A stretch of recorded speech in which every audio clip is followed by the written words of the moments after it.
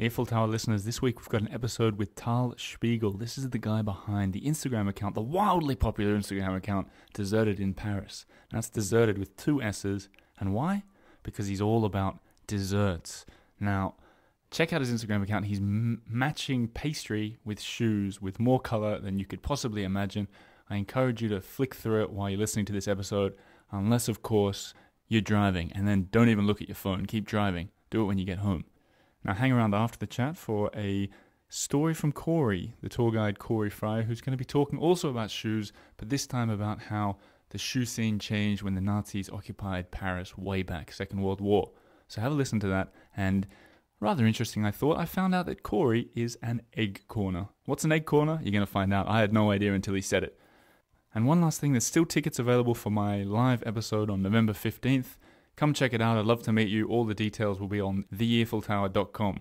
Hope to see you there. Hope to meet you. And thanks in advance for supporting the show. Let's do it. Earful Tower with Oliver G. Tal. Yes. Welcome to the studio. Thank you very much for having me. Hey, thanks for trekking up the stairs, man. Oh, wow. That was quite a journey. Yeah, well, now we're here. We got a view from the top. I'd like to talk about your outfit today. Because, my outfit? Yeah. Okay. It's not something I usually do with guests, but yours is quite striking. You have matching beanie and shoes. Yeah, there's always something matching to my shoes. So this is, and they're pink, I should mention. Yeah, it's pink. Yeah. So for anyone who doesn't know who you are, this is actually a good introduction to you because color, shoes, this is what you're about, right? Yeah, color is what I'm about, definitely. You started matching your pastry to your shoes. I did. Put it on Instagram. I did. Next thing you know, you're on the cover of Oprah magazine.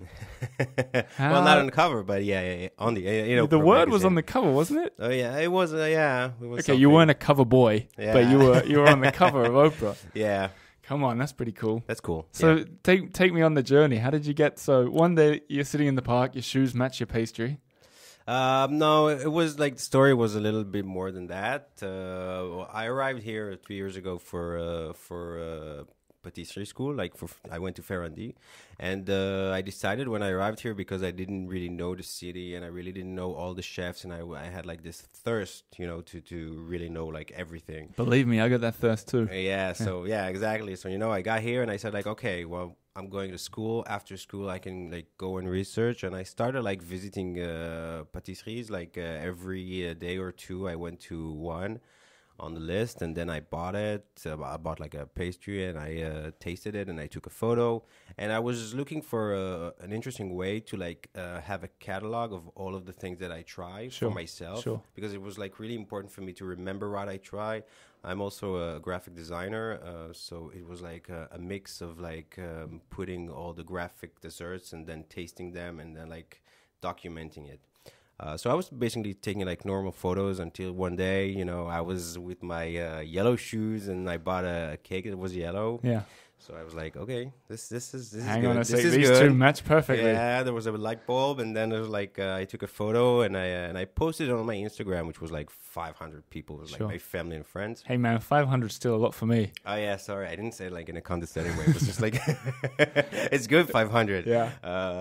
So I posted it, and people really liked it. So I decided to give it a try again and again. Lucky for you, there's infinite colors of pastry and shoes. Oh yeah, that's the reason like I'm doing it, and also I have like a thing for shoes. So when I arrived to Paris, I had like 20 pairs, which isn't like compared to today, it's like nothing, but then it was like a lot. Yeah.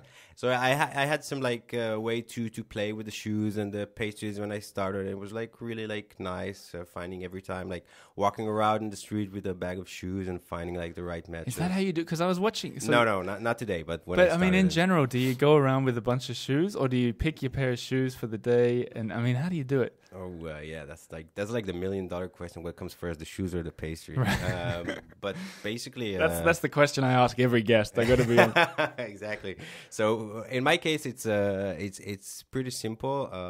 Today, because there are over 200 pairs of shoes in my house, and I cannot take them with me. Of course not. Yeah, the pastries come to the house, and then I make the match, and then I take the photo. Sure.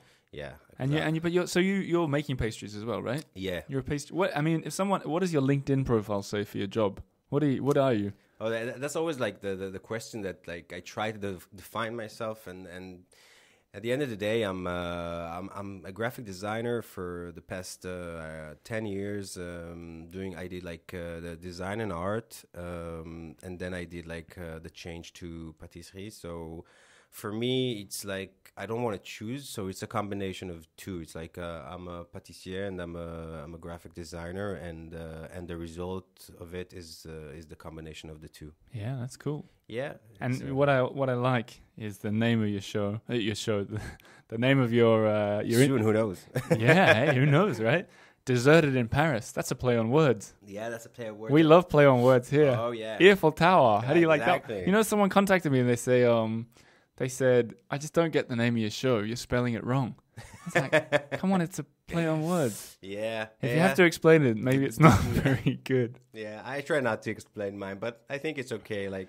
But actually, when I picked the name, it was before I came to Paris, so it was not related to Deserted in Paris today. What was it called? Deserted in Tel Aviv? No, it was like it was my personal Instagram, and it was like I don't remember what was the name then, but then I knew I'm coming here, so like a week before I came to Paris. I said, okay, I need a name that will give me like motivation to be like in the new place where I'm going to be. So I said like I'm going to be alone and I'm going to be like doing desserts. So I'm going to be like Deserted in Paris. Yeah, I love it. I love it. And Deserted in Paris actually happened like 3 or 4 months after. So the name came first. So, yeah. Yeah. And then next thing you know, you got a book. Yeah, next thing I know, I have a book, which is very exciting. So now you're an author as well. Yeah. Hey, by definition, definition, you've written a book. Yes. What's in the book that's not on the Instagram account, or have you just copy pasted everything? No. Actually, it's like there's a lot of other surprises. So the book is like is a pretty big book because it's like 320 pages, which is a lot. The first section is really the photos, some from the Instagram and some is like new and especially prepared for the book. The second part is specials, which you can find also on the Instagram, like Christmas special and like chocolate special and like really special weeks that I did. And then you go to the recipes, which are also photos like Deserted in Paris, but they have the recipes and they are my recipes. Sure. So you can also try to make your own cake and take a photo. Wow. Yeah, which is pretty cool. And then... Did you bring a book with you today? Oh, no, I forgot. You didn't tell me. No, I didn't tell you. Oh, yeah, it's your fault. Yeah, definitely. Yeah, and after that, you have maps, which is also a pretty cool book, part of the book, because you can take the book and you can basically do like a Deserted in Paris route, because it's cool. divided to like places like Tuileries or the Marais or Saint-Germain, and then you can go there and you have like a route where you can visit all the places. Do you suggest the shoes that people should wear? Oh no, I want them to surprise me. And then what, people can tag you on Instagram and say, hey, look, here's me and my green ones in the Jardin de Tuileries. Which I love. I get so many photos like that of people doing dessert in Paris, and it's like one of the things that I love the most, like to see how people react to it. Do you find that you're half the market out there, women, have been excluded from your Instagram account because you're wearing men's shoes? You wanna hear the biggest like secret of dessert in Paris? Love big secrets. Okay, the majority of the followers are women. Hey, wow. All right, it's not like a big difference, but it's more women. Well, I'd say most men out there don't have 200 pairs of shoes, so can't relate to your... I think in general people really like to see the shoes, and I get a lot of comments on the shoes, and it's like really special. Let's take a look at your shoes today. Put one up. How would you I'm terrible at describing shoes. What are we looking at here? That looks like a pastry. That looks more... If I saw that from a distance, I'd say pastry rather than shoe. Yeah, actually, I have a friend who says, like, in France, there is a show. It's called Barbe Papa. I don't know if you know it. It's like this pink guy, and he has, like, a family, and they're all, like, really, like, shapes. Yeah, right. And it really looks like him, which I really, ever since I've been calling them... They look like they're Barbe icing. Papa. It looks like icing. Yeah. How do you describe it? They're pink with a sort of glossy... Actually, well, these are it's called Rivieras, and they are special vinyl shoes. So they are made from vinyl. Right. And I love them because, first of all, like, they are fun. Yeah. And I have them like in many colors, so I make sure I change the color every day. And they're super comfortable. So So what pastry works with them? Oh, what do you pair it with? I think like the photo of today or yesterday, one of the recent photo was with this one. Anything pink goes. Like it's like it's such a mind thing. Like when I have to match it, because I take the cake or the dessert that I have, and then I'm like standing in front of my shoe collection for like an hour, like thinking, all right, this would be good, and the laces here, and the shoes here, and this is like. So it's like a lot of things you have to take under consideration. You must have a big house to have 200 pairs of shoes. Oh, you'll be surprised. Yeah. You'll be surprised. I have a very small house. Yeah. Actually, like, I always say that the shoes are like my roommates, because we share the space. It's like half them, half me. But is Paris the best place to be for patisserie stuff, for pastry? Most definitely, yes. Yeah. I mean, that's the reason I also came here, like, because I knew that... sorry for that. That's all right. Because that was a shoe falling out of your bag, or it's like cakes and cookies falling out of my bag. I knew it's just like the right place. When I was in Tel Aviv, working as a graphic designer, I started to do pastry, and I knew I wanted to take it like another step further, and I decided to go to school for that, and I immediately knew that it's going to be Paris, and that was the first place that I checked about like moving to and doing the pastry. Yeah, where else in the world is good for pastry? I think like in terms of Paris, like in terms of France, there is like no other. Maybe today Japan is really? On its way. Yeah. I do desserts in cities also, because I do like specials in cities around the world, and it's always like it's a lot more challenging to find the right things, but it's like a lot of fun. But I would say like today, if you would go to every city, you will try to find this like French-based pastries, you can find like really interesting things and really interesting stories. But I guess like Paris is like number one. Paris is the mecca. Yeah, it pastry is. mecca. I think New York is also on its way, because there's like a lot of French brands there, and they're really discovering the French patisserie. But aside from that, there's like each city has its own like, or each country has its own like special desserts. And speaking of countries, your name is Tal Spiegel. Yes, my name is Tal Spiegel. How's my pronunciation? It was good. People say Spiegel usually. Spiegel. Spiegel. Which does that mean mirror? Yeah. That does mean mirror. And does Tal mean something like talk, speak? No. Tal means it's like rosé du matin. It's like the first rain in the morning. Like the dew on the grass. Yeah. Right, that's okay. That's what it means. Dew mirror. Jew mirror, yeah. And I'm a Jew, so there you go. That works. And you got like you're plucked from all over the world. Your heritage. Oh yeah, you're an international citizen. I am. I'm like from everywhere. My mom is from Morocco, and my dad is from Hungary. And they met actually in Israel, and then they had me and my brother. And then I moved to Paris, so obviously it wouldn't make sense for you to be in any of the other places. Exactly. So everywhere is the world is like home for me, like everywhere in the world. So tell me, I'm not the expert when it comes to pastry. Okay. I mean, my knowledge extends about as far as a croissant. All right. That's a good start. Well, this show is, I say it, anyone that's never listened to an episode before, you're wondering what you're listening to. This is about figuring out France and Paris. And Tal, you're helping with pastry. Yeah. So teach me how to get beyond the humble croissant. All right. Well actually, like the croissant, we're gonna put it in the family, which is the viennoiserie, which we don't define like in the dessert section. It's more like the pastry of the morning that we eat. Sure. And then for that's like a whole world, and then like pastries, like cakes is like another world, and boulangerie, it's divided to so many sections, and sometimes you find like special shops for boulangerie or patisserie or viennoiserie, which is like pretty amazing. Are they called viennoiserie here in Paris? Can you say no, the viennoiserie usually like you will find inside the boulangerie or patisserie. Some places would sell only, but it's like really so what's your world called? I want to be in your world. Oh my God, my world is like...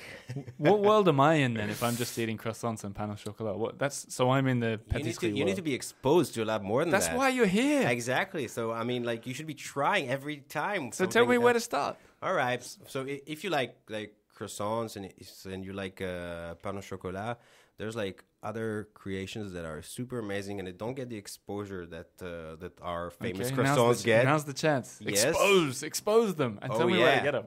One of my favorite, which is a little hard to get, but it's a very classic French pastry, is the Bostock, which is basically a brioche that. It's called a Bostock. Bostock. That doesn't sound very French. Oh yeah, but it's French and it's good, and it's a brioche.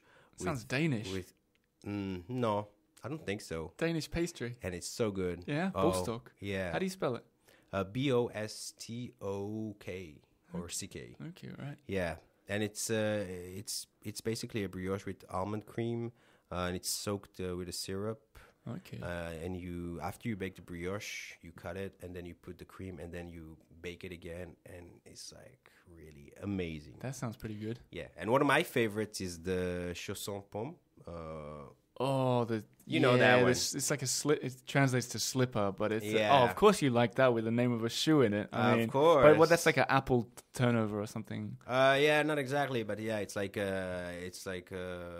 filled with apples. It's I had one of them before because I just pointed to. I thought it was a croissant. Okay. Because I don't like to get out of my comfort zone too far. Well, that's what I'm here for. Yeah, right. Okay. All right. And did you like it? Oh, I loved it. Yeah, it's very good. It's one of my favorites. And actually, like, if you're into pastries that have like fruit in them, there's a place called the Gâteau du Pain, which is by Chef Claire Demont, and they have a special chausson, which is called chausson citron, and it's actually like a really amazing chausson that has lemon cream inside, and on the outside it's dipped like in caramel, so it's like half crunchy, half soft, and then you have the cream. Delicious. And it's like really, especially if you're coming to visit Paris or you're like walking on the streets, like a perfect break. Man, I'm going to find all this stuff and write it down, put it on the earfultower.com so that people can also taste it. And I've got another question for you. All right. I had, David Leibovitz, pastry chef, American. I asked him when he was on, where's the best croissant in town? And he said that he gave me two. He said one was Blé Sucré. Yeah. You already knew it. You must have listened to the episode. The other one was Du Pain et des Idées. Ouais, he said they're very different croissants. And I went to both of them and tasted it afterwards. You know what else I did? I it's kind of mean. I blindfolded him and put a McDonald's cheeseburger inside a croissant from and let's see if he could taste it, and he really liked it. That's not mean, that's a crime. He liked it. Really? He said he reckons it could have become a thing. Actually, I think it exists. Like, well, now it does. David's probably taken it and put it in one of his. That's good. But where would you say the best croissant is? I get the feeling you don't really care for croissants. It's not that I don't care. It's I guess it's less my thing. I'm more in the cake department. Okay, where's the best cake in Paris? Okay, well, like cake is so generous. Like it's like saying like where's the best book? It's like what kind of cake? Like, yeah. don't care. I'm here. Let's say I'm in Paris for just half an hour. Stop off. All right. I rush in from the Eurostar before my next train. If you're for half an hour, don't go outside the airport. But no, but I took the train. Okay. I'm coming from Hamburg. Okay. And I've got enough time to jump in a taxi, grab some dessert from somewhere. Well, I would say like go to somewhere where there's like a lot of pastries in one place. Rue de Bac is like a very good place to be because Rue de Bac is like super famous for having many pâtisseries. On the left, is that like La Durée and stuff like that? Actually, La Durée, no. They have like Angelina. Angelina, right. And they have right across, they have Pâtisserie de Rêve. Okay. The famous one by Philippe Conticini. And right next to it is the Gâteau du Pain, where you can try the chausson citron. Okay. And Dalwayo and Chapon, chocolat Chapon, and it's like so many. Really, you just like you cross the street right from one side to another, and there's like you got a twinkle in your eye when you say yeah, it's like that street has also got really good door knockers.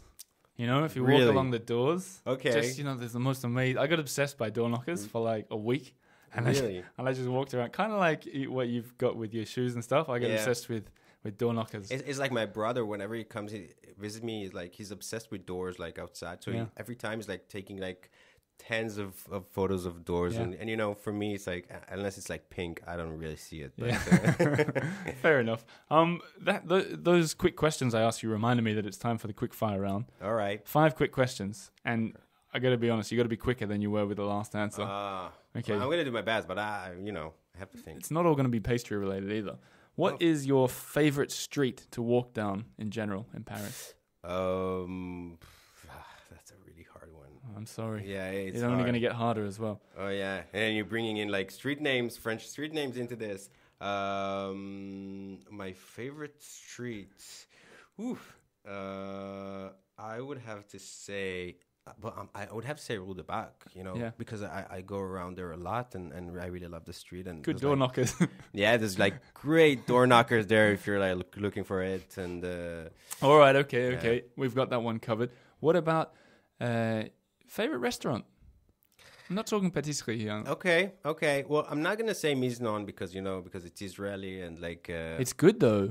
We had Lindsay Tremuter on here recently. She said it was the best restaurant in that area. It's amazing, but I went and it was delicious. It's really amazing. But you did say it. You say I'm not gonna say it. And then I'm not gonna say it because I wanted to say another place. But I'm just gonna say that like it's funny because the Miznon here is like it's like a very famous chef in Israel, Eyal Shani, and like he has a chain in Israel of this Miznon, and there it's not kosher. Like there's like crème fraîche in the pita, and here it's like kosher, which I find like really ironic. Weird. What does Miznon mean? It's like a canteen. Ah, cool. That's what it means. Yeah. But you're not going to say Miznon. But I'm not going to say Miznon, so I'm going to say I have to choose La Vin Comptoir, which is like a very cool place where you try like French tapas and drink wine. Okay. It's in Odéon, and it's like really good. You're sticking on the left bank. Is that where you live? No, I live in Nation, so I used to live on that side. I'm still attached to it. Okay. Next question. You have to spend the entire day in one arrondissement. Which one is it going to be? I would have to say it would be on the. Well, I wanted to say on the 12 because it's like because I'm going to be home, but but if not, no, of course, I would have to say like the 6th. The 6th. Yeah, I really like that. We're gravitating towards that area a lot with you, Tal. Yeah, I'm sorry. I really like the 6th area. There's like so many areas to like walk around there, and I don't get there like a lot now that I'm on the other side of the city. Like, but it's a really cool like. Other than Saint-Germain, which is like very obvious, like there's so many streets, and my school is there, and like so I discovered a lot of it and around. So cool. Yeah. Okay, 2 more questions. Favorite park? Yeah. Bouchemont. Yeah, that's a nice I was one. fast. Yeah, that was really quick. Yeah, you threw me off. You were so quick. I knew you were going to ask that. No, because it's like it's really close to my house. So okay. And last question. And why do you like Bouchemont first? What's so good about it? Well, I like it when there's like not a million people there. So Paris is doesn't get a lot of sun, so whenever there is like a sunny day, it's like you see people like storming like on all the hills. But I really like how it's built. Like you can walk around and get lost, and there's like places to just chill, and it's a cool place. Okay, and last question, and this is going to be really hard for you, okay? Okay. Out of all the pictures on your Instagram account... no, don't do that. Which is your favorite one that I'm going to include on the earfultower.com? Wow. Has to pick one. Describe it to me, and then... I think that's like an impossible question. Yeah, good. First of all, I change every time. Like, oh, come on, you're avoiding the question. You need to pick one. I'm not avoiding the question. I'm embellishing the question. You're improving my terrible question. No, but I would have to say like my recent one is the eclair from Fouchon with the wave of Hokusai.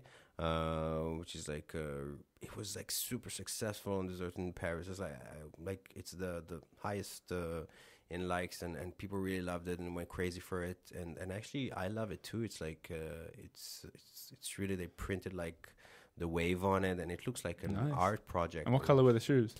Blue. Yeah. All right. Yeah. The photo is like the drawing is blue, and then. So the shoes are blue. And hey, that sounds nice. You have to see it. Hey, man, I'm going to include it. Yeah, you have to see it. Great. Okay, well, you passed the quickfire round. Well done. Was that okay? Yeah, you did really well. All right. Thank you. You did a great interview, so thanks for coming in and sharing your time with me. Thanks for having me. Shame we didn't share a bloomin' croissant or something. I didn't bring a cake. No. Like, well, it wouldn't last this whole stairs that I went on, but, but next time. And as for me, I'm going to ditch the croissants. I'm going to move on to the patisserie, and I'm going to take all your advice. That's good time. And get fat. All right. Cool. Thanks for coming in. Thank you. Well, that was Tal Spiegel, and now we have another guest, Mr. Corey Fry. He should be at the door any second. Yeah, here he is. Hey, Corey. Oliver, what's up, man? Come in. How you doing? Settled here. I'm doing pretty good today. Did you see a man with brightly colored shoes just now? Well, what I saw coming up the stairs was actually like this trail of little pastry flakes, and so I assumed something sort of That would be food Tal. related. That would be Tal. Yeah, nice. I actually am a big fan of his Instagram. He did What does an a great account. job. What You an know, account. finding a niche like that and really rocking it is what a lot of us as Paris bloggers and whatnot are looking for. You know what he said to me? He said, when I started, I had 500. I had no followers, just 500. I don't even have 500 followers, Corey. Well, we got to work on that. We gotta work If on anyone's that. listening, please throw this dog a bone. At the Earful Tower Instagram. I'm doing my best. Anyway, Maybe you could throw up some shirtless pics and, generate some that interest. will lose followers. We need a jingle. Let's hit it. Go! It's a Corey story. There you jingle. Love it. Sambarantes. Why did you laugh at his name? Because the way you said My it. pronunciation. You tried too hard. So what have you got for me today? Well, this guy is all about two things: pastry and shoes. Right? That's what you see, and he does it so well. But I was thinking with shoes. Well, I actually have a cool story about shoes because one of the parts of history, the history of Paris that I've studied, is the Nazi occupation, and it's a very extraordinary part of Parisian legend and lore. So what happened was the Nazis roll in 1940, 300,000 of them, an immense invasion. They didn't fire one single shot, by the way, because Parisians gave up their city without a fight. It's declared an open city. So the Nazis did a lot of things, but what they did was they affected the rationing of things. So there wasn't enough food, there wasn't enough clothing, and there weren't enough shoes either. Not enough pastry, probably. Probably not enough pastry. Imagine what his Instagram account would have looked like back in the day. Just shoes? Shirtless Come man, on. probably. So before I get into this, I got to give a little bit of a shout out because a little bit of this information comes from another lady, a fashion historian called April Callahan. Okay. So I want to give her a shout out because she's got some cool stuff. You can check out a podcast of hers. Thanks, April. Thank you, April. I'm going to share a little bit of your cool stuff here and some of my own as well. So there were about 8 million pairs of shoes in France when the Nazis rolled in, and they took 5 million of those pairs and they sent them back to Germany. Wow. So there's a real problem, a shortage of shoes and materials. Back in the day, in the 40s, the cobblers, they would repair your shoes by putting leather soles in them. Well, the leather was rationed because there wasn't enough of it. So they started to scramble for other materials like wood and rubber tires of cars, and they started waterproofing cardboard, like lacquering layers of cardboard together. And then they also used for the heels of shoes back in the day things that weren't rationed, like wood or cork. And for you ladies who like to buy shoes, this might mean something to you because there's something called a wedge shoe that's essentially a huge heel of cork. And now you can pay top dollar for that, but it actually originated from occupied Europe because they didn't have enough materials. And they're like, well, we got some cork, we'll give that a shot. And they became the heels of the shoes. So there was a lot of stuff like that. You would have people basically making do with what they had. If you had a men's jacket that was fraying, you would cut up the fabric and sew together a smaller jacket, like a child's jacket. If you had a woolen sweater that was unraveling, you'd unravel all the yarn and you'd knit together a slightly smaller sweater. Even the long-haired dogs in France during the Nazi occupation had their fur shaven. And so they would braid the dog hair into fine yarn. To make bookmarks. No. So there are a lot of crazy things that today in fashion are a leftover of the necessities of the occupation. And so when I think of shoes, my sort of historic Paris geeky blogger mind, tour guide mind goes to that. I think it's an exciting thing. Now there was also a shortage of coffee. We can talk about that because nowadays people drink. Have you ever tried Flat white. not flat white? I'm drawing a blank. Have you ever tried chicory coffee? Chicory. Yes. It's a substitute for And someone coffee. asked me the other day, what is chicory? Yeah, it's I kind said, of like I a don't know what root. it is. It's some kind of root. Yeah, right. Now, it's very bitter, but it acts as a substitute for coffee, and you can buy it every day in the French supermarkets all over the place. And some people start every day with chicory coffee, not knowing that, again, it dates back to the Nazi occupation where there was no real coffee or espresso. So people had to grind up acorns to make coffee, chickpeas, toasted barley. What's an acorn? Oh, come on. Acorn Is or this an acorn? Australian thing? I don't know what you're talking about. An acorn, like in the trees, you have these little doodads, the nuts that fall with a little hat on top. Isn't that an acorn? What did I say? Maybe you did. I thought you said egg corn. Acorn. Maybe that's my accent from the Northeast. I don't know. But anyway. Well, So hopefully I taught you a little something there about shoes and how they had lasting effects. Well, that is a pretty good story. That's a bunch of stories. Once again, you're giving us more for the price of one. Yeah, that's the thing. Once you get me started, I usually can't shut up. Well, it's a shame we try and keep this show under half an hour. Otherwise, we would have had a whole day's worth of stories by the sound of it. Yeah, you can have too much of a good thing. Well, but, I'll be here next week. Next week, and we'll see you then. Thanks for coming in, Corey. Absolutely. French Fry in Paris. You can find my blog with Facebook, Instagram. You're everywhere. Everywhere. You're everywhere. Find me. LinkedIn? No. Crack that market. I never got into Crack that. the market, Corey. And that'll be something we can talk about next week. Yes. Good luck. See you, buddy. Au revoir. À bientôt. Earful Tower with Oliver G.